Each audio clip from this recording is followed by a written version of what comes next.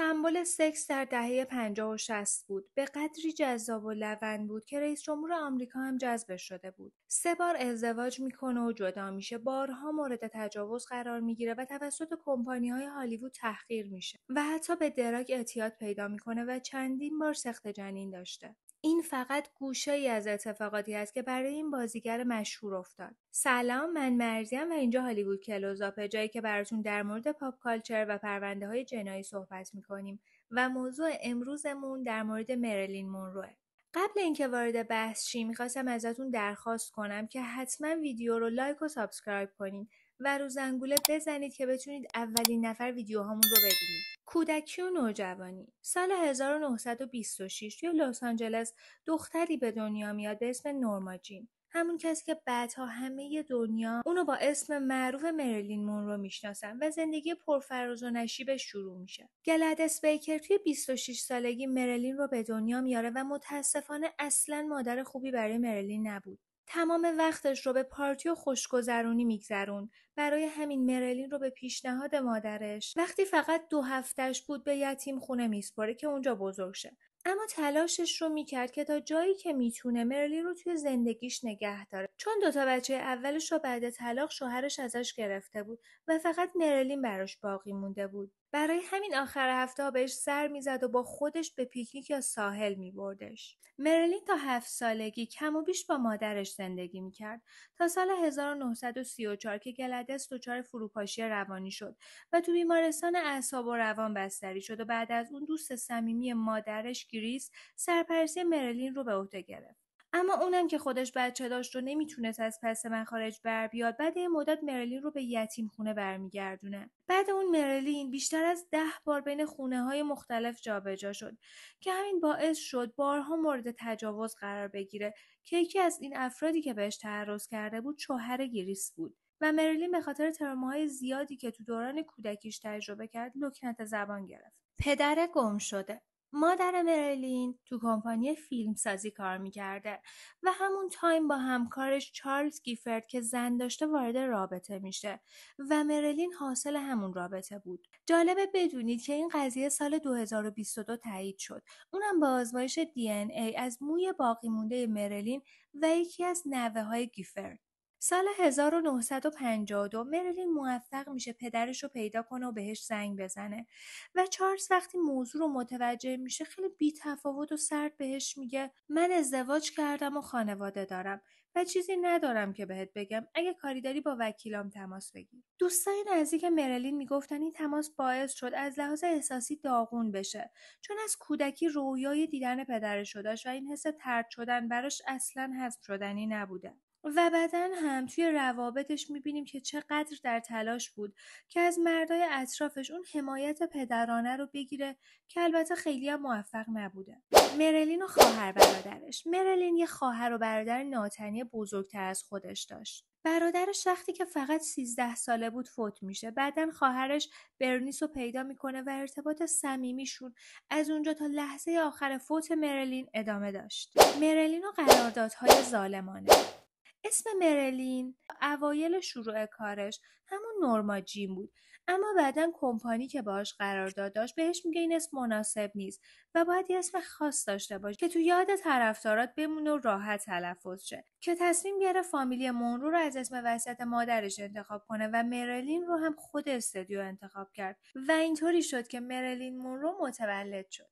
مریلین دهه 40 کارش رو با مدلینگ شروع کرد و بعد تلاش کرد راهش رو به هالیوود و سینما باز کنه و سال 48 با کمپانی کلمبیا پیکچرز قرارداد 6 ماهه امضا میکنه و بعد تموم شدنش قراردادش رو تمدید نکردن. سال 51 مریلین قرارداد 7 ساله‌ای با کمپانی فاکس در ازای درآمد هفتگی $500 میبنده که یکی از پیچیده ترین رابطه هاش بود و از سمت کمپانی و مدیر عاملش خیلی اذیت شد و مخصوصا زنک که بنیانگذار کمپانی فاکس بود و با مریلین لج بود و عقیده داشت که فرد باهوشی نیست و شانسی بازیگر شده. برای همین بهش نقشه جدی نمیداد و نقشه فرعی یا یه زن بلوند احمق رو بهش میدادن. مریلین خیلی تلاش کرد که بازیگریش رو ارتقا بده تا بهشون ثابت کنه خیلی بیشتر از یه سمبل سکسه، ولی خب اونا نمیخواستن جدی بگیرنش. تا وقتی که مرلین مشهور شد، اما درآمدش به خاطر قرارداد قدیمی که بسته بود هنوزم هفته $500 بود و بهش نقش اصلی تو فیلم نایاگرا پیشنهاد میشه که شاید باورتون نشه، اما توی اون فیلم میکاپ آرتیست هم پول بیشتری از مرلین در آورد. سال 1953 با جین راسل همبازی میشه و جین بابت اون فیلم $200,000 دستمزد گرفت و مرلین که نقش اصلی بود همون هفته $500 رو میگرفت. مرلین هر کاری که میکرد جدیش نمیگرفتن. برای همین تصمیم گرفت که با دوست عکاسش میلتن گرین کمپانی فیلم خودش رو بزنه که دستش برای بازی تو نقش‌های جدی باز باشه. و بعد اینکه کمپانیش رو افتتاح کرد، فاکس ازش شکایت کرد و اینا نزدیک 1 سال درگیر بودن تا اینکه فاکس سال 1956 قبول میکنه که قرارداد جدید بنویسن که توش مرلین حق انتخاب داشت که با چه تیمی کار کنه و چه نقشی رو بپذیره و برای هر فیلمش هم $100,000 دستمزد بگیره. جراحی‌های زیبایی مرلین رو از هالیوود قدیم گرفته تا همین الان وقتی که وارد هالیوود میشید باید یه سری تغییرات تو چهرهتون ایجاد کنید تا به استاندارد زیبایی هالیوودی نزدیکتر بشین و مرلین هم از این قاعده مستثنا نبود. برای همین عمل بینی و جراحی ایمپلنت چونه رو انجام میده. این اطلاعات از مدارک پزشکی مرلین تو سال 2013 فاش شد. یکی دیگه از کارهای زیبایی مرلین لیزر دائمی موهای پیشونیش بود که یکی از کارهای زیبایی رایج تو هالیوود اون زمان بود که معمولاً اکثر سلبریتی‌ها انجامش میدادن. مرلین مونرو لزبیان. وقتی که مرلین با کمپانی کلمبیا قرارداد داشت، برای اینکه مهارت بازیگریش ارتقا پیدا کنه مربی بازیگری براش استخدام کردن به اسم ناتاشا لیتس که مرلین وابستگی زیادی بهش پیدا کرد و به مدت 7 سال با هم کار کردن و یه رابطه صمیمانه و نزدیک بینشون شکل گرفت. ناتاشا توی مصاحبه در مورد مرلین صحبت میکنه و میگه اولین بار وقتی مرلین اومد پیشم اصلا خوشگل نبود، هیچ آرایشی هم نداشت و خیلی هم خجالتی بود و بلد نبود چطوری صحبت کنه و از همه چیز میترسید. اما علیرغم همه اینا حرکاتش زنانگی زیادی داشت. انگار همزمان 2 کاراکتر درونش زندگی میکردن. مرلین موقع فیلم برداری ناتاشا رو با خودش به صحنه میبرد و ناتاشا درباره این موضوع میگه روی صحنه باید نزدیکش میبودم جوری که بتونه دستمو بگیره. انگار این کار بهش شجاعت میداد. ناتاشا میگفت که مرلین به شدت میترسید که سکسی بودنش رو از دست بده و بدون اون لباس و میکاپ و حرکاتش دیگه چیزی برای ارائه نداشته باشه. در حالی که به شدت از سکس و مفهومش بدش میومد. اگه کسی بهش میگفت سکسی اصلا خوشش نمیومد و این کلمه رو تعریف در نظر نمیگرفته. ناتاشا خیلی جاها از دست مرلین شاکی میشد، مخصوصا از اینکه توی یادگیری کند بوده و نمیتونسته کلمات رو درست تلفظ کنه و بعد مدام تکرار میکرده تا مرلین یاد بگیره. اما استمرار و نظمش رو تحسین میکرد و میگفت با اشتیاق کلاساشو شرکت میکنه. از سال 1956 رابطه مرلین و ناتاشا قطع میشه و دلیلش هم مشخص نیست. یه سری منابع میگن که ناتاشا لزبیان بوده و از لحاظ احساسی به مرلین حس داشته و چون روابط این شکلی اون زمان پذیرفته نمیشد مرلین تصمیم میگیره رابطهشون رو قطع کنه. مرلین مونرو و سکس پارتی. اون دوران توی هالیوود یه چیزی وجود داشت به اسم سکس پارتی که بازیگرای جوان و زیبا میرفتن اونجا با تهیه کننده ها سکس میکردن تا بتونن نقش های خوب رو بگیرن و معروف بشن. مرلین هم مجبور بود این کارو بکنه و خودش میگفت اگه من باهاشون سکس نمیکردم یه عالمه زن زیبا حاضر بودن که بیان به جای من و با اون آدما رابطه داشته باشن. مرلین مونرو و پلی بوی. سال 1949 مرلین شرایط مالی خیلی بدی داشت و اون سال قراردادی با هیچ کمپانی نداشت و درآمدش قطع شده بود که عکاسی به اسم تام کلی رو ملاقات میکنه و اون بهش پیشنهاد میده که $50 بهش میده که مدلش بشه و شرایطش هم این بود که مرلین باید کاملا لخت میشد که توی اون زمان تابو بود و مرلین هم هنوز مشهور نشده بود، برای همین قبول میکنه. چند سال میگذره و مرلین به شهرت میرسه و عکساش پخش میشن. و کمپانی فاکس بهش میگه که مصاحبه کن و بگو اون عکس‌ها متعلق به من نیست. ولی مرلین گوش نمیده و میگه که اون زمان یه بازیگر تازه کار بوده که هیچی پول نداشته و مجبور شده اون کار رو قبول کنه که صداقتش باعث شد مردم بیشتر دوستش داشته باشن و کنسلش نکنن. حالا ارتباطش با پلیبوی چی بوده؟ سال 1953 هیو هفنر اولین مجله پلیبوی رو منتشر میکنه و برای اینکه فروشش رو قطعی کنه عکسای لختی مرلین رو به قیمت $500 از صاحبش میخره و توی مجلش میذاره و این کار بدون این بوده که از مرلین اجازه بگیره و مجله‌هاش به سرعت فروش رفتن و پلیبوی مشهور شد. جالبه بدونی که هیچ پولی بابتش به مرلین ندادن. هیو هفنر علاقه و شیفتگی مریضگونه‌ای نسبت به مرلین داشت و هیچ وقت هم موفق نشد مرلین رو از نزدیک ببینه.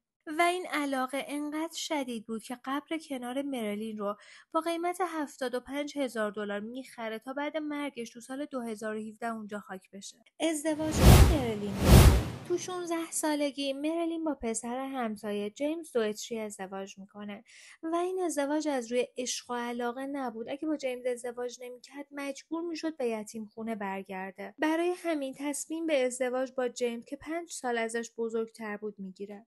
سال 1944 که جیمز به جنگ جهانی دوم اعزام شد، مرلین هم توی کارخونه هواپیماسازی مشغول به کار شد. یه روزی عکاس خبری میره اونجا و چهره مرلین جذبش میکنه، ازش عکس میگیره و اینطوری بود که مرلین مونرو کشف شد و کم کم عکسش روی جلد مجله ها رفت. مرلین و جیمز سال 46 از هم طلاق گرفتن چون جیمز دوست نداشت مرلین کار کنه و میخواست خانواده‌اش رو بزرگتر کنه و مرلین هم میخواست بازیگر بشه. ازدواج دوم مرلین با جو دماژیو سال 1954 بود. جو بیسبالیست بازنشسته بود که اونم میخواست مرلین خونه دار بشه و بچه دار بشن و مرلین سعی کرد خودش رو شبیه معیارای جو بکنه. حتی آشپزی یاد گرفت اما ازدواجشون فقط 9 ماه دوام آورد. سر چی طلاق گرفتن؟